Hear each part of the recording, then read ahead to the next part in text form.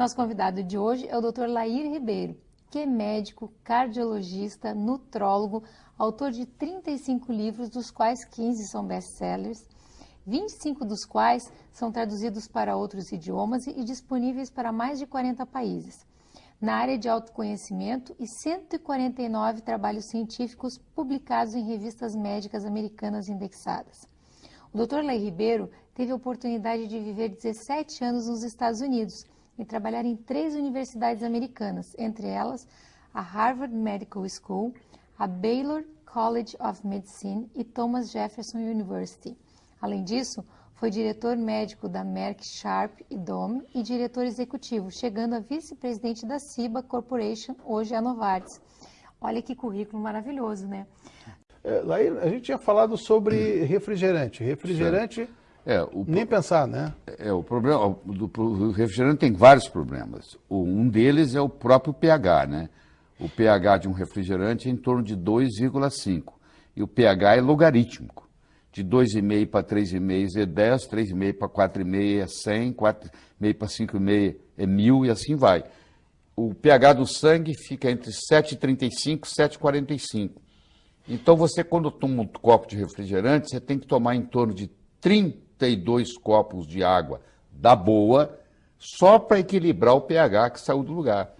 E acidez é igual velhice. O velho é ácido. O jovem, o recém-nascido é alcalino. À medida que você envelhece, você vai perdendo a alcalinidade no corpo e vai aumentando a acidez. E quando você alcaliniza o seu corpo, você traz muita saúde. Por exemplo, a célula cancerígena, ela precisa de um ambiente acídico, um ambiente ácido para ela poder proliferar. Então, quando você alcaliniza o tecido, na célula cancerígena, ela para de ser, ela diminui a proliferação. Então, tudo aquilo que você fizer que aumentar a sua alcalinidade faz uma diferença. Às vezes, a própria água. A água, 70% do corpo em torno, como um todo, né? Você pega o sangue, é 90% ou mais. Mas 70% do corpo como um todo é água. É o nutriente mais abundante que existe no corpo. E nós, na medicina, damos muito pouca bola para isso. O médico, em geral, não entende de água. Ele pensa que a água, importante da água é ser pura. Isso é uma das características. Existem 4 outras tão importantes quanto, ou talvez até mais.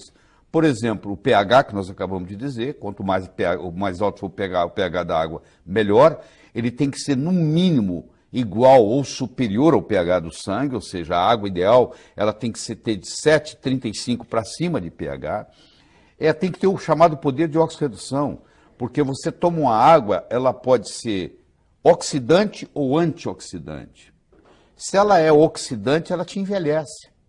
Mesmo ela sendo, você diz, mas é água, mas não interessa. Se ela tiver o ORP, que a gente chama, acima de 400, que é, por exemplo, se você tomar uma água de torneira hoje no Brasil, ela tem um ORP acima de 400, aquilo ali é uma água oxidante. O que é o ORP? O ORP é o poder de oxidação dela. Ela tem que ser mais redutora e menos oxidante. Como é que a gente examina isso? Existe um aparelho, um probo que você coloca dentro da água e isso mede, imediatamente te dá quanto que é o ORP. O ORP de uma água boa ele tem que ser negativo. Se a gente passar água no filtro, normalmente... Não muda o ORP. Não muda. Não tem nada a ver com a filtragem, não. Tem nada a ver com a filtragem. A filtragem tira os resíduos, mas não muda o ORP. O ORP da água tem a ver com o ângulo da molécula, porque é H2O. Então, o ângulo do hidrogênio faz uma diferença, entendeu? E hoje existem aparelhos, eu inclusive busquei um meu em Hong Kong, fui buscar um para minha casa, onde você pega a água de torneira, passa por esses chamados ionizadores, e quando sai do outro lado, sai uma água não só com pH de 10, mas sai com poder de redução de menos 200. Quer dizer, essa é a parte boa da coisa, ele se torna um antioxidante. É como se você estivesse ingerindo um antioxidante. Mas tem outras coisas muito importantes. Por exemplo, a condutibilidade da água faz uma diferença enorme. Se você fala assim, eu vou levantar minha mão, levantar meu braço. Quando você dá o comando para levantar o braço, existe uma ordem no cérebro que caminha até os músculos. Bom, isso é conduzido, é um estímulo que é conduzido, onde a água faz parte. Só que se a água não tiver eletrólitos, essa condutibilidade diminui a velocidade. Então, por exemplo, um atleta que toma uma água de baixa condutibilidade, a performance dele atlética cai tremendamente. Vou dar um exemplo de uma água de baixa condutibilidade. Toda água que for por osmose reversa, as pessoas me perguntam, o que eu faço com o meu filtro de osmose reversa? Joga ele fora, ou dá para o inimigo. Porque na farmácia você deve usar água de osmose reversa, porque eles estão fazendo diluições. Mas para você beber no dia a dia, e tem muita gente vendendo filtros de osmose reversa para casa, e a pessoa não sabe, compra e pensa que é um grande negócio, filtra tudo, inclusive os minerais importantes. Esse aqui é o problema. Você vai dizer assim, mas na Arábia Saudita, eles pegam água do mar, fazem a osmose reversa e tomam essa água. Bom, mas só que eles fazem a osmose reversa e quando chega do outro lado, eles fazem uma remineralização da água. Aí a água volta a ter os mesmos minerais de antes. Isso é um processo complicado, não é uma coisa simples que você vai acrescentar. Então a minha recomendação é o seguinte, água destilada não se pode tomar, água chamada purificada não se pode tomar, e tem no mercado, está cheio disso. E água por osmose reversa não se pode tomar. Então, se uma pessoa que toma água por osmose filtrada, por osmose reversa, durante muito tempo, ela desenvolve osteoporose, por causa da água. Você vê que coisa absurda. A água pode engordar, você sabia disso, Ana? Não. A água pode engordar. Por exemplo, se você comprar uma água que vem de Natal, ela não vai vir aqui para Porto Alegre de avião, ela vai vir de caminhão. E vai ter uma hora que vai dar meio-dia. E vai ter uma hora que o sol vai estar quente. E o sol vai bater no plástico do container onde ela está vindo. E aquilo vai liberar xenoestrógenos.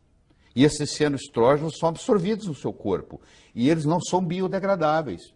Então, por incrível que pareça, a melhor água é aquela cuja fonte está mais perto de você.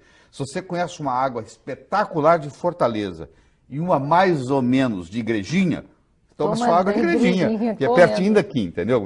Quanto mais perto você estiver da fonte, melhor, porque os xenoestrógenos estão contaminando. Além disso, tem a tensão superficial da água, que aí depende muito do ângulo. Por exemplo, você já deve ter ouvido falar que se você colocar um magneto na água, você melhora a qualidade da água. Então tem garrafas de magnetizadas e tal. O que o magneto faz? Ele muda o ângulo do H2O, do hidrogênio. E quando ele muda esse ângulo, a tensão superficial diminui. Você imagina lá num capilar, Guilherme, onde quase que a água tem que subir contra a gravidade. Porque chega uma hora que ela tem que ir no capilar. E o capilar, às vezes, é contra a gravidade. Quanto mais baixo for a tensão superficial dessa água, mais ela vai subir. Por incrível que pareça, existe água que desidrata. Olha que paradoxo. Porque a tensão superficial dela é tão alta que ao invés dela contribuir para a hidratação, ela puxa o que está lá.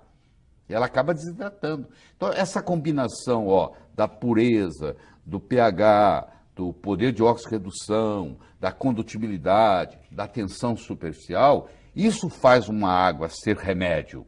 Existe um hospital em Tóquio, no Japão, onde o tratamento é feito com água. A pessoa está com câncer, ela interna, o único remédio que eles dão é o chamado Kangen. O telespectador pode entrar no YouTube, digitar Kangen, Kangen Water, e ele vai ter lá uns 20 filmes importantes no YouTube explicando o que é uma água medicinal, do ponto de vista científico. Então eles não precisam dar remédio, eles curam porque o pH é alto, a condutibilidade é boa, a tensão superficial é baixa, o ORP é negativo, aí você está tomando uma água que é remédio.